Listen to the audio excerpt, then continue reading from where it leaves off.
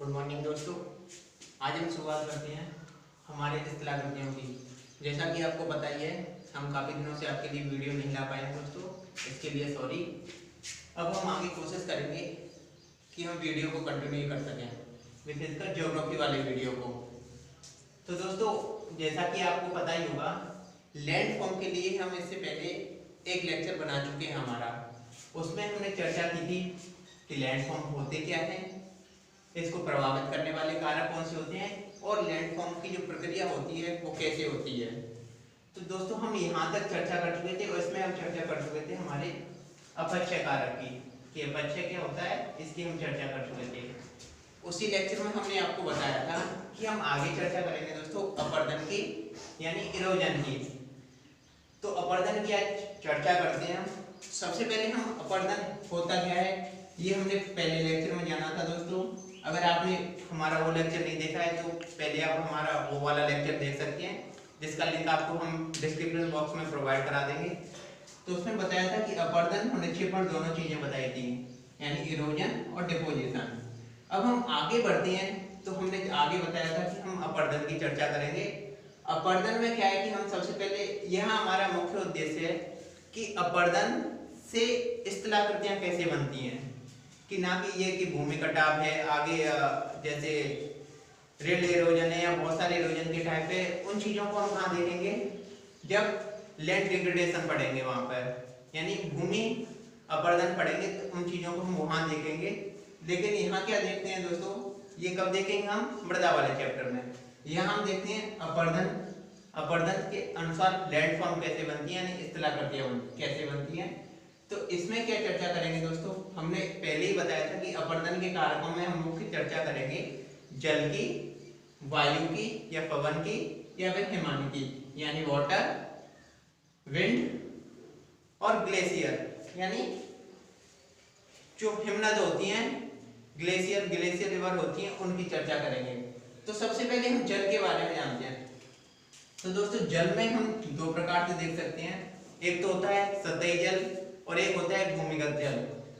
और उसके बाद हमने जो तरंगे हैं, तरंगों को आप आगे देख सकते हैं। जैसे सतही जल को हम आगे डिवाइड करेंगे, एक तो प्रवाही जल और एक है अप्रवाही जल। तो प्रवाही जल के अंतर्गत, जैसा कि मैंने यहाँ पर बताया, सतही जल को दो पार्ट में डिवाइड किया है। प्रवाही जल जो रन वाटर होता है, यानी जैसे रिवर है, एक स्थान से दूसरे स्थान पे जाते हैं, और दूसरा है हमारा अप्रवाही, जो एक स्थान पर रहता है। जैसे आप समुद्र देख सकते हैं, समुद्र में जो तरंगें उड़ती हैं, तरंगों को इसमें देख सकते हैं। अब हम सबसे पहले हम बात करते हैं प्रवाही जल की, और प्रवाही जल में सबसे मुख्य चर्चा करेंगे हम नदियों की। जैसा कि दोस्तों आपको पता ही होगा, सबसे पहले जब हमने नदियों की चर्चा की थी, तो नदियों में हमने ये कब चर्चा की थी, हमने जब हम क्या देख रहे थे आपके लिए, लोकेशन, यानी कौन सी नदी कहां पर अवस्थित है। वहीं पर हमने चर्चा की थी आपकी दो तरह की नदियां, यानी क्रमवर्ती और अनुक्रमवर्ती नदियों की। वो हमारा क्या थोड़ा सा इंट्रो दिया था वहां पे, और हमने वहां बताया था कि इसका हम डिटेल अध्ययन करेंगे बाद में। तो अभी हम यहाँ पे नदियों का अध्ययन उस दृष्टि से करेंगे कि इससे लैंडफॉर्म कैसे बनते हैं और नदियों का पैटर्न कैसे होता है। तो दोस्तों, हम यहाँ नदियों को जानते हैं, तो नदियों में कुछ टर्मिनोलॉजी आपको समझना बहुत जरूरी होता है। ये क्या है आपका, हम अभी मैं आपको यहाँ बता दूं, नदियों की टर्मिनोलॉजी समझेंगे, उसके बाद हम क्या समझेंगे, नदियों के प्रकार समझेंगे कि नदियां होती कितने प्रकार की हैं। उसके बाद हम इसके प्रतिरूप की बात करेंगे कि इसका पैटर्न कैसे बनता है नदियों की। तो उसके बाद हम पहुंचेंगे लैंडफॉर्म को, क्योंकि अब इन चीजों को समझे बिना हम लैंडफॉर्म की तरफ बढ़ेंगे तो आपके से जैसे क्या है कि एक तरह सर से निकलना हो जाएगा और आपकी अच्छी तरह से समझ में नहीं आएगा दोस्तों। इसीलिए हमने क्या किया है कि सबसे पहले हम नदियों को यहाँ समझ लेते हैं, जिससे कि हमें आगे कभी समस्या नहीं होगी, और उससे क्या है, हमें लैंडफॉर्म समझने में भी आसानी रहेगी। तो दोस्तों, नदियों के अंतर्गत हम क्या है, टर्मिनोलॉजी जानेंगे, प्रकार जानेंगे और प्रतिरूप जानेंगे। तो अभी हम इसके टर्मिनोलॉजी की तरफ बढ़ते हैं। सबसे पहले हम जानते हैं कि नदियां होती क्या हैं। नदियां होती हैं दोस्तों, कोई भी जल एक स्थान से जाके एक विशेष पैटर्न बनाता हुआ किसी क्षेत्र में जाता है और समुद्र में जाके गिर जाता है, या तो समुद्र में मिलेगा या फिर किसी सहायक नदी में मिलेगा। तो उद्गम से विसर्जन तक कोई भी क्षेत्र या कोई भी द्रोणी अपने जल को संग्रहित कर एक स्थान से दूसरे स्थान पर प्रवाहित करती है, उसको क्या कहते हैं दोस्तों? नदी कहते हैं। तो अब हम नदी में जानते हैं, अब हम इसकी टर्मिनोलॉजी जानते हैं, अपवाह तंत्र। अपवाह तंत्र क्या होता है? जब एक मुख्य नदी, यानी मुख्य नदी कौन सी आपकी? ये मुख्य नदी है। एक मुख्य नदी तथा उसकी सहायक नदियां या उप सहायक नदियों के तंत्र को हम क्या कहते हैं? अपवाह तंत्र। क्या है दोस्तों? मुख्य नदी, उसकी सहायक और उप सहायक नदियों को सम्मिलित रूप से क्या कहते हैं? अपवाह तंत्र। जैसे कि हमने पहले देखा था, उसमें ये गंगा नदी है, यानी मान लो आप गंगा का उदाहरण लेते हैं। तो गंगा नदी, अब उसकी हमने सहायक नदियों की बात करी थी, जैसे रामगंगा है, घाघरा है, ये हमारी समझने की दृष्टि से है। जैसे यमुना है, तो ये क्या है? ये सभी नदियां मिलके ये क्या करती हैं? ये सभी नदियां मिलके कहलाती हैं अपवाह तंत्र। अब हम आगे चर्चा करते हैं दोस्तों अपवाह द्रोणी। अपवाह द्रोणी के अंतर्गत हम क्या जानते हैं? जब एक मुख्य नदी तथा उसकी सहायक नदियां जितने क्षेत्र को घेरती हैं, यानी ये नदी है, यहां से ये लेके यहां पर, ये सब कंप्लीट क्या कहलाएगा आपका? यानी एक मुख्य नदी और उन नदियों के द्वारा जितने क्षेत्र से पानी को संग्रहित किया जा सकता है, संग्रहित करके वो क्या करते हैं? मुख्य नदी में ड्रेन करती हैं, उसको क्या कहते हैं दोस्तों? अपवाह द्रोणी। यानी इस क्षेत्र को कंप्लीटली हम क्या बोलेंगे? अपवाह द्रोणी। अब हम आगे चर्चा करते हैं जल विभाजक। अब जल विभाजक क्या होता है दोस्तों? जल विभाजक होता है कोई भी उच्च भूमि जहां से जल या तो इस ओर या फिर इस ओर जाता है, यानी एक स्थान से अपने बाईं ओर या दाईं ओर जाता है, उसको क्या कहते हैं हम? जल विभाजक। जैसे कि आप देख सकते हैं, ये आपका एक पर्वत है, तो पर्वत से कुछ नदियां क्या होंगी आपकी इस तरह प्रवाहित हो रही होंगी, और कुछ नदियां क्या होंगी आपकी इस तरह प्रवाहित होंगी। तो ये क्या कहलाएगा? आपका जल विभाजक। अभी आप जैसे भारत के चित्र में आप देख सकते हैं, जैसे ये मान लो ये भारत का मैप है, तो जब हमने चर्चा की थी, ये हिमालय क्या है? जल विभाजक है। यहाँ से क्या है? अरावली क्या है? जल विभाजक है आपका। विंध्यन है, सतपुड़ा है, ये क्या है आपका? जल विभाजक है दोस्तों। उसी प्रकार से पश्चिमी घाट क्या है आपका? जल विभाजक है, क्योंकि यहाँ से नदियां इधर जाती हैं, इधर जाती हैं। अरावली से नदियां या तो इधर जाएंगी या फिर इधर जाएंगी। तो इस प्रकार से ये क्या करते हैं? जल विभाजक का कार्य करते हैं, और इन्हीं को हम क्या बोल देते हैं दोस्तों? जल विभाजक। तो हमने ये कभी क्या समझा? अपवाह तंत्र को समझा, अपवाह द्रोणी को समझा, और जल विभाजक को समझा। यानी ड्रेनेज सिस्टम, ड्रेनेज, द्रोणी और वाटर डिवाइडर। ठीक है दोस्तों, ये रहे हमारे नदियों के टर्मिनोलॉजी, जो मुख्य रूप से हम आगे प्रयोग करने वाले हैं। अभी हम इसके लिए आगे चलते हैं, तो हमारे लिए आगे बात करते हैं हम दो चीजों की, कि हमारी नदी होती कितने प्रकार की हैं। तो इसमें हम क्या करेंगे दोस्तों? चर्चा करेंगे वाटर अवेलेबिलिटी।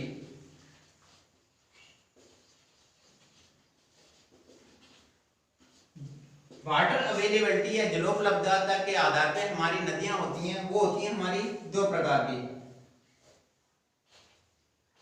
जिनको आप बोलते हैं सदा नीरा या सतत प्रवाही, और दूसरी होती हैं दोस्तों मौसमी नदियां। तो सदा नीरा नदियों में हम क्या देखते हैं? जैसा कि आपने, जब हम लोकेशन की बात कर रहे थे, नदियों की लोकेशन की चर्चा में हमने जाना था कि सदा नीरा नदियां कौन सी होती हैं? जैसे जो जिनमें जल की उपलब्धता वर्ष भर बनी रहती है। तो ऐसी नदियां कौन सी होती हैं दोस्तों? ऐसी नदियां होती हैं आपकी जैसे हिमालय तंत्र की नदियां। हिमालय तंत्र की नदियों के अंतर्गत हमने जब जाना था, तो हमने क्या जाना था आपकी? गंगा नदी को जाना था, वहीं यमुना नदी को जाना था, उसकी सहायक नदियों को जाना था। इस प्रकार से हमने वो सारी नदियां कौन सी होती हैं, सदा नीरा या सतत प्रवाही। अब हमारी दूसरी प्रकार की नदियां हैं दोस्तों, वो है हमारी मौसमी नदियां, यानी ये सीजनल होती हैं। इनमें क्या होता है दोस्तों कि जल का जो प्रवाह होता है वो किसी क्षेत्र या किसी समय विशेष पर ही उपलब्ध होता है। जैसे कि अभी मानसूनी समय है, तो मानसूनी समय में प्रायद्वीपीय भारत की नदियां हैं, यानी प्रायद्वीपीय भारत जब आपको बताया था तो प्रायद्वीपीय भारत क्या था दोस्तों, आपका ये प्रायद्वीपीय भारत है कंप्लीट जब नीचे। तो इसकी जो नदियां हैं मुख्य रूप से वो कौन सी नदियां हैं, मौसमी नदियां हैं। लेकिन यहाँ पर एक नदी है आपकी कावेरी। जब हमने लोकेशन पढ़ी थी तो आपको दिमाग में होना चाहिए कि कावेरी नदी, हमने यहाँ से जैसे ऊपर गोदावरी जाना था, उसके बाद कृष्णा नदी जानी थी, कृष्णा नदी से नीचे हमने क्या जाना था, कावेरी नदी। कावेरी नदी प्रायद्वीपीय भारत की ऐसी नदी है जो कि सदा नीरा नदी है। अब ये क्यों है, इसको जानने के लिए जैसे कि आपने अभी क्या है, मानसून आया। मानसून अभी क्या होता है, मानसून क्या होता है, जब हम आगे क्लाइमेटोलॉजी में चर्चा करेंगे तो उसमें हम जानेंगे कि मानसून होता क्या है। ये एक सीजनल विंड होती है। सीजनल विंड के अंतर्गत जैसे कि विंड ये तो इधर से इधर चलती हैं अभी, यानी ये कब चलती हैं, गर्मियों में, तो इसे हम क्या बोलते हैं, दक्षिण पूर्वी मानसून बोलते हैं। यानी ये कहां से जैसे विंड आ रही है, विंड आके पानी को ला रही है, तो ये पानी क्या करती है, इस नदी को ड्रेन करता है। यानी ये वेस्टर्न घाट है, वेस्टर्न घाट के अंतर्गत जब पानी नीचे जाता है तो ये पानी कैसे फ्लो होता है, ऐसे फ्लो होता है। उसी प्रकार से जब हम जैसे शीतकालीन मानसून की बात करते हैं तो यहाँ से पवन कैसे चलती हैं, यानी ये क्या है, उत्तर पूरब। उत्तर पूरब से कैसे नदी चलेगी, ये आपकी क्या दिशा कौन सी है, आपकी दक्षिण पश्चिम। यानी उत्तर पूर्व से आपके जब दक्षिण पूर्व की ओर हवा चलती है तो वो क्या करके लाती हैं, यहाँ से, ये क्या है, बंगाल की खाड़ी जब पहले आपको बताया था, तो यहाँ से क्या आती है, ये कुछ ह्यूमिडिटी को लाती है। ह्यूमिडिटी को आगे चल के यहाँ पर आपको कोस्ट बताया था, कोरोमंडल कोस्ट पे ये बरसात करती थी, उसी से ये क्या होती है, फ्लो होती है। तो ये कौन सी नदी है दोस्तों, ये हमारी एकमात्र नदी है प्रायद्वीपीय भारत की जो सदा नीरा नदी है, कावेरी। उसके अलावा सारी जितनी प्रायद्वीपीय भारत की नदियां हैं आपकी सीजनल नदियां हैं दोस्तों। तो ये रही हमारी जलोपलब्धता के आधार पर दो प्रकार की नदियां, यानी सदा नीरा और मौसमी नदियां।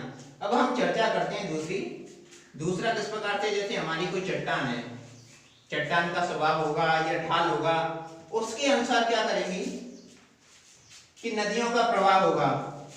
तो वो नदियों का प्रवाह कैसे होगा, मुख्य रूप से हम जानते हैं, तो वो हमारी दो तरह से होती हैं दोस्तों। एक होती है क्रमवर्ती, यानी जिसको इंग्लिश में बोलते हैं सीक्वेंट रिवर, और दूसरी होती है अक्रमवर्ती, उसी को बोलते हैं हम इनसीक्वेंट रिवर। अब क्रमवर्ती नदी कौन सी होती है, क्रमवर्ती नदी वो होती हैं जो अपने ढाल के अनुरूप बहती हैं। यानी मान लो ये कोई पर्वत है या पठार है, इसका ढाल कैसे, इस प्रकार से ढाल है, तो ये कौन सी नदी हो जाएगी आपकी क्रमवर्ती, यानी ढाल के अनुसार ये फ्लो हो रही है ऊपर से नीचे तक। दूसरी नदी है हमारी अक्रमवर्ती, यानी कोई नदी फ्लो हो रही थी हमारी, मान लो ये नदी फ्लो हो रही थी, इस नदी में बाद में क्या हुआ कि पर्वत बन गया यहाँ पर, लेकिन ये नदी इधर घूमने की अपेक्षा इस पर्वत को ही काटते हुए आगे बढ़ जाएगी। तो ये कैसे बहेगी दोस्तों, ढाल के प्रतिरूप, यानी ढाल इसके अगेंस्ट है ये नदी बह रही है। जैसे ये अभी यहाँ पर कोई ढाल हो गया तो ये क्या नदी यहाँ से लौट जानी चाहिए, लेकिन ये नदी लौटती हुई इस पहाड़ को ही काट देती है, तो ये कैसी हो जाती है, अक्रमवर्ती नदी। इसके अंतर्गत हम जैसे अभी आगे और चर्चा करते हैं कि इसके अंतर्गत हम और कौन कौन सी नदियों को ले सकते हैं। तो सबसे पहले हम चर्चा करते हैं क्रमवर्ती नदी, यानी ढाल के अनुरूप बहने वाली नदी। तो ढाल के अनुरूप बहने वाली नदी जिसको हमने क्या नाम दिया दोस्तों, सीक्वेंट नाम दिया था। अभी इसको आप इस चित्र में देख सकते हैं। इस चित्र में क्या जानेंगे, जैसे सीक्वेंट को आगे डिवाइड करते हैं हम, जैसे हमारी आगे की दूसरी रिवर हो जाएगी वो हो जाएगी कॉन्सिक्वेंट रिवर, यानी अनुवर्ती रिवर। अनु माने जैसे कि आप हिंदी में कभी आपने पढ़ा होगा कि अनु क्या है, कि जो अनुसरण करती है। तो ये किसका अनुसरण कर रही है, ये अपने ढाल का अनुसरण कर रही है, ऊपर से नीचे की ओर, यानी ये ढाल है, इधर से इधर बह रही है। तो ये कौन सी हो जाएगी दोस्तों, ये हो जाएगा हमारा पहला प्रकार हो जाएगा किसका, स्वीकैंट रिवर का या क्रमवर्ती नदी का। पहला प्रकार कौन सा हो गया दोस्तों, अनुवर्ती नदी। दूसरा प्रकार हो गया हमारा परवर्ती नदी। परवर्ती नदी में आप क्या जानेंगे, कोई भी आपकी मुख्य नदी है, मुख्य नदी कैसे बह रही है, आपकी ढाल के अनुरूप बह रही है। ढाल के अनुरूप क्या करेगी, कोई भी उसकी सहायक नदी है वो इसके लंबवत मिलने आ जाएगी, यानी उसके लंबवत चली जाएगी, तो उसको क्या कह लेंगे हम दोस्तों, सबसिक्वेंट रिवर या फिर परवर्ती नदी। ठीक है दोस्तों, आपके दिमाग में होना चाहिए कि ये टर्मिनोलॉजी आपके हमेशा माइंड में होनी चाहिए, क्योंकि कभी क्वेश्चन क्रिएट होता है, मान लो तो क्वेश्चन कहां से ऐसे ही क्रिएट होता है। तो ये कौन सी होगी हमारी, पहली क्रमवर्ती हो गई, दूसरी हो गई परवर्ती हो गई। अब हम तीसरी नदी को जानते हैं। तीसरी है जैसे हमारी डिक्रीसेंट या नवानुवर्ती नदी। अब इसको जैसे, अब आप दोनों वर्ड को अलग कीजिए, नव और ये क्या हो जाएगी, अनुवर्ती। यानी अनुवर्ती नदी आपने क्या बोला था, कॉन्सिक्वेंट रिवर बोला था, जो ढाल का अनुसरण कर रही थी। लेकिन ये नव है, तो नव क्या करेगी दोस्तों, जैसे इसकी सहायक नदी है, अनुवर्ती नदी की सहायक नदी हमने क्या जाना था, परवर्ती। परवर्ती नदी के अनुवर्ती के सहायक बहने वाली, उसी अनुसार ढाल के अनुरूप बहने वाली और इससे लंबवत नदी, यानी 90 डिग्री के एंगल पर मिलने वाली नदी को हम क्या कहते हैं दोस्तों, नवानुवर्ती, या फिर आप बोल सकते हैं इंग्लिश में डिक्रीसेंट रिवर। अब हम आगे चर्चा करते हैं, आगे है इसी का प्रत्यनुवर्ती। अब आप जानती है कि अगर प्रत्य उपसर्ग या कुछ हिंदी में इस प्रकार से लगाते हैं तो वो क्या कहलाती है, यानी कोई नदी ऐसे बह रही है, तो प्रत्य माने का है उसका विरोध करने वाली, यानी ये नदी इस प्रकार से बह रही है, तो इस नदी का विरोध कौन सी कर रही है, ये छोटी नदी। ये छोटी नदी कैसे बह रही है, इसकी अपोजिट डायरेक्शन में बह रही है, यानी ये नदी इधर बह रही है, ये नदी इधर बह रही है। लेकिन इसमें क्या होगी, इसकी जो सहायक नदी थी, जो मुख्य सहायक नदी, ये मुख्य सहायक नदी में 90 डिग्री के एंगल पे या लंबवत रूप से इसमें मिल जाएगी और इसका पानी ड्रेन करके किस में ले जाएगी, मुख्य नदी में या मुख्य अनुवर्ती नदी में ये पानी को ले जाएगी दोस्तों। ठीक है, ये रहा हमारा क्रमवर्ती नदी का। अब हम आगे चर्चा करते हैं, आगे जानते हैं दोस्तों अक्रमवर्ती नदी या फिर इनसिक्वेंट रिवर। इनसिक्वेंट रिवर के अंतर्गत हम क्या देखते हैं, इसके अंतर्गत हमने जैसा कि पहले ही चर्चा कर चुके हैं, ये कब कैसे बहेगी, जैसे ये ढाल है, ढाल के अनुरूप तो बह रही है, लेकिन इसमें क्या हो जाएगा बाद में, जैसे कोई पर्वत है या चट्टान इसके विरोध करेगी, तो उस चट्टान से उसी अनुरूप ना बह के उसको काटते हुए आगे की तरफ निकल जाती है। तो इसको हम हमने क्या बोला था, अक्रमवर्ती या इनसिक्वेंट रिवर बोला था। और इसके अंतर्गत हमने चर्चा किसकी की थी, आपकी पूर्ववर्ती या अध्यारोपित नदी की। तो अभी दोस्तों मैं यहाँ पर आपको डायग्राम के द्वारा बताता हूं कि पूर्ववर्ती या अध्यारोपित नदी होती कौन सी है।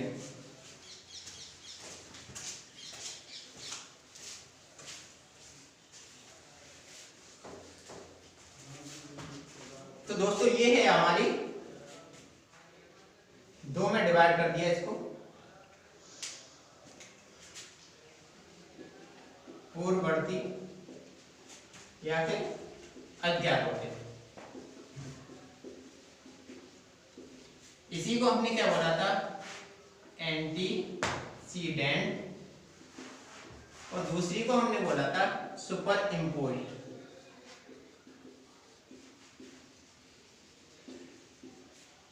तो पूर्ववर्ती नदी को जैसे हमने जाना था अभी क्या है कि कोई भी नदी है इस प्रकार से बह रही है, लेकिन यहाँ पर क्या हो गया, मान लो यहाँ पर माउंटेन फॉर्मेशन हो गया बाद में, तो ये माउंटेन फॉर्मेशन इस प्रकार से हो गया, तो ये नदी स्वभाव से कैसे हो जानी चाहिए, इसकी अपोजिट हो जानी चाहिए या फिर यूं फ्लो होनी चाहिए।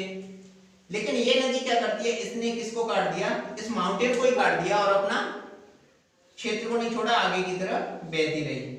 ऐसी पूर्ववर्ती नदियों को हमने जब हम आगे चर्चा कर रहे थे तभी जब थोड़ा सा जाना था, कब जाना था दोस्तों, जब लोकेशन की चर्चा कर रहे थे, और लोकेशन में हमने क्या जाता नदियों को जाना था, उसमें पूर्ववर्ती और अध्यारोपित या पश्चिमवर्ती नदियों को जाना था, किसमें, जब भारत की चर्चा कर रहे थे। तो भारत की चर्चा कर रहे थे दोस्तों इसी के अंतर्गत, तो इसमें कौन कौन सी नदियों को हमने जाना था, सिंधु प्रवाह तंत्र है, यानी इंडस रिवर सिस्टम। दूसरी है दोस्तों आपकी है ब्रह्मपुत्र।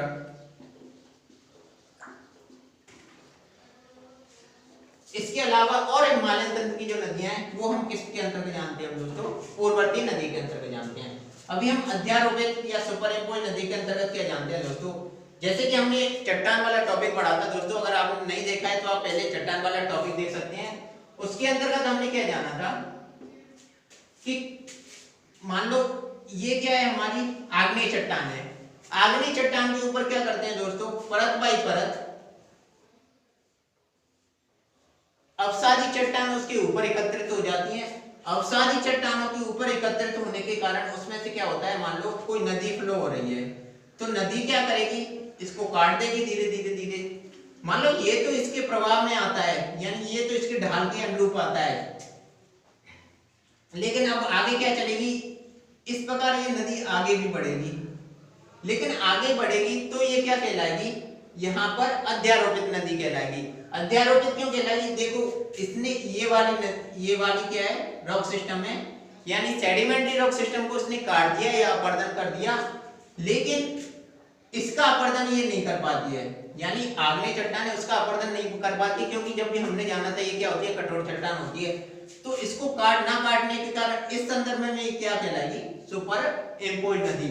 जैसा कि आप देख सकते हैं यहाँ से प्रवाह इसका उठा हुआ है ये चट्टान, लेकिन नदी सतत प्रवाह हो रही है वहां से, तो ये क्या कहलाएगी, हमारी सुपर इम्पोज्ड नदी। इसमें आप देख सकते हैं दोस्तों चंबल नदी है, सोन नदी है, ये कैसे हैं आपके सुपर इम्पोज्ड नदी के एग्जाम्पल हैं। ठीक है, ये रही दोस्तों हमारी नदियों के प्रकार। अब हम आगे जानते हैं नदियों का प्रतिरूप। हमें ये समझना क्यों जरूरी है कि नदी प्रतिरूप समझेंगे तभी हम लैंडफॉर्म को आगे समझ सकते हैं कि लैंडफॉर्म किस प्रकार से फॉर्मेशन होगा। तो सबसे हम इसका जैसे प्रकार मैंने यहाँ पर मेंशन किए हुए हैं, आप देख सकते हैं। तो सबसे पहले हम बात करते हैं वृक्षा प्रकार की, यानी डेंड्रिटिक। तो जैसे कि आपने देखा है, कभी आपने जड़ देखी होगी, तो जड़ों को देखा होगा दोस्तों, तो जड़ों में क्या होता है, ये पादप है, तो इसमें क्या होती है, जड़ इस प्रकार से होती है।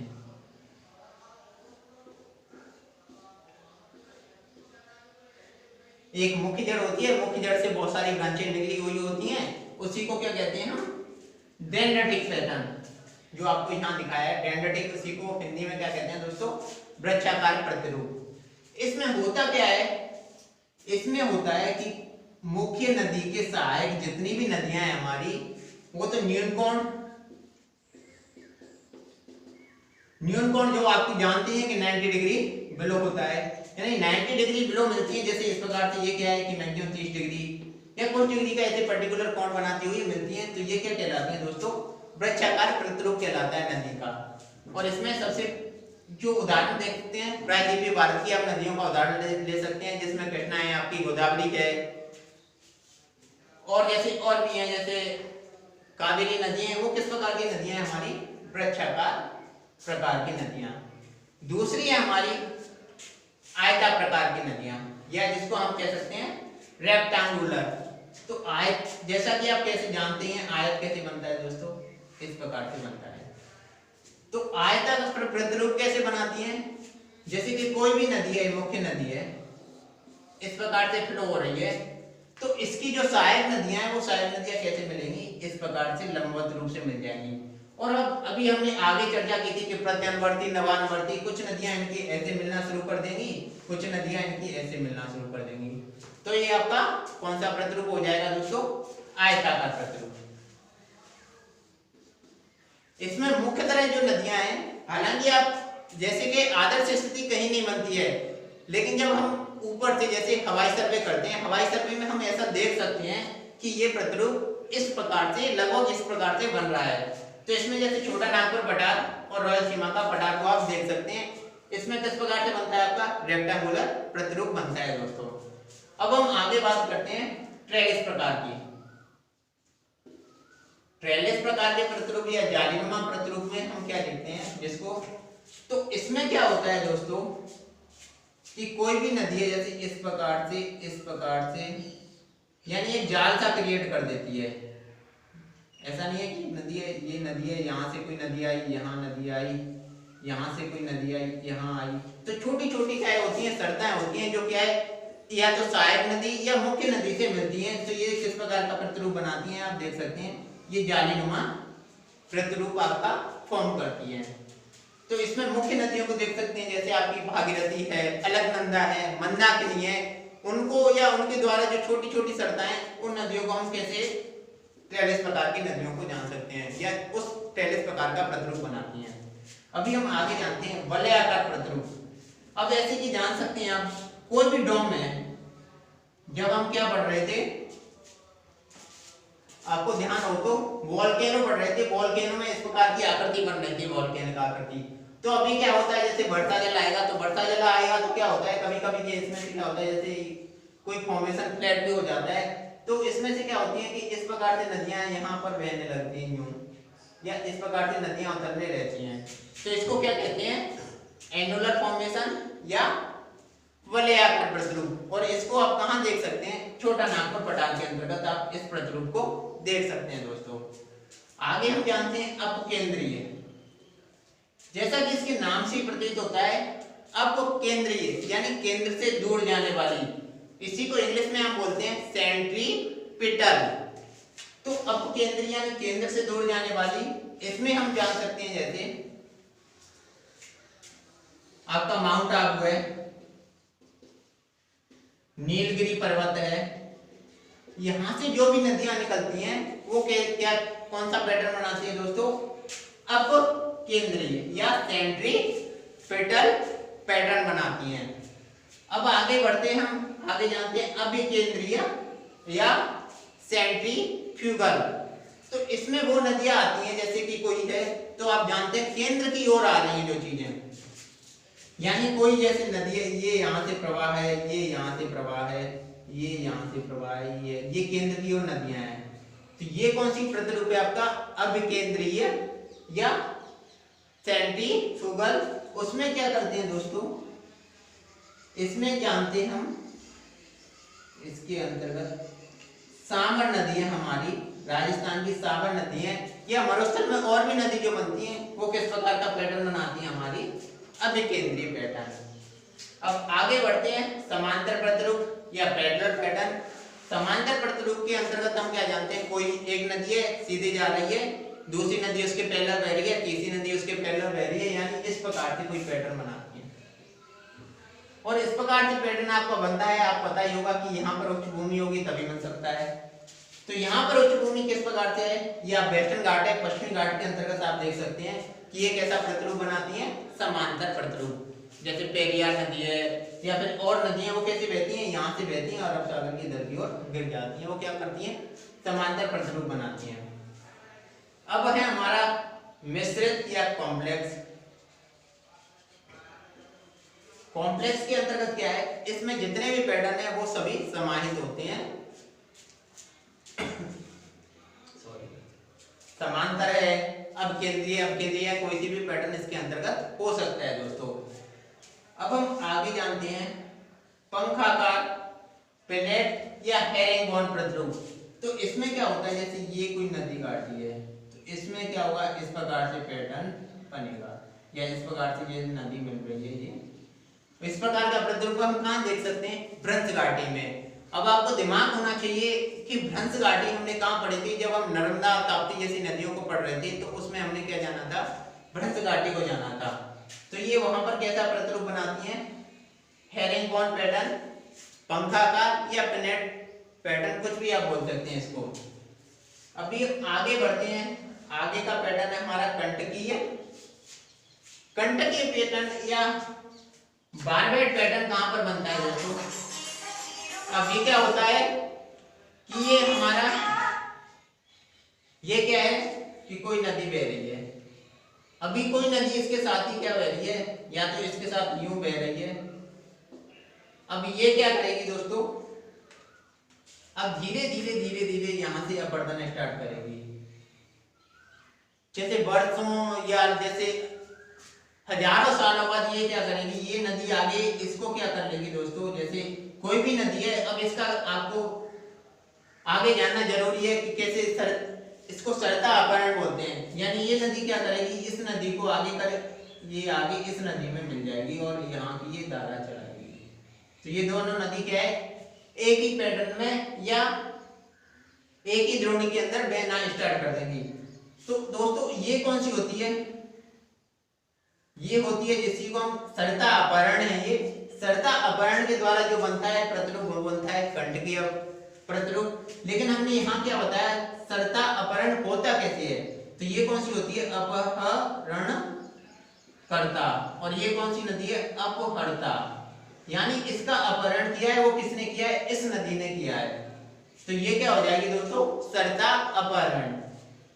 अब हम आगे चलते हैं, ये प्रतिरूप है हमारा अनार्कीय प्रतिरूप या अमोर्फस प्रतिरूप। इस प्रतिरूप के अंतर्गत हम क्या जानते हैं कि कोई प्रतिरूप ही नहीं होता है, कोई सा भी प्रतिरूप बन सकता है इसके अंतर्गत। तो इस प्रकार से दोस्तों हमने क्या जाना था स्थलाकृतियों के अंतर्गत। हमने सबसे पहले नदी होती क्या है, नदी कितने प्रकार की होती है, नदियों की जो भी विशिष्ट शब्दावली थी उसको जाना था, और नदियों का प्रतिरूप क्या होता है इसको जाना था। अब हम आगे चर्चा करेंगे दोस्तों कि इन नदियों से कौन कौन से फॉर्म बनते हैं या लैंड फॉर्म बनते हैं दोस्तों।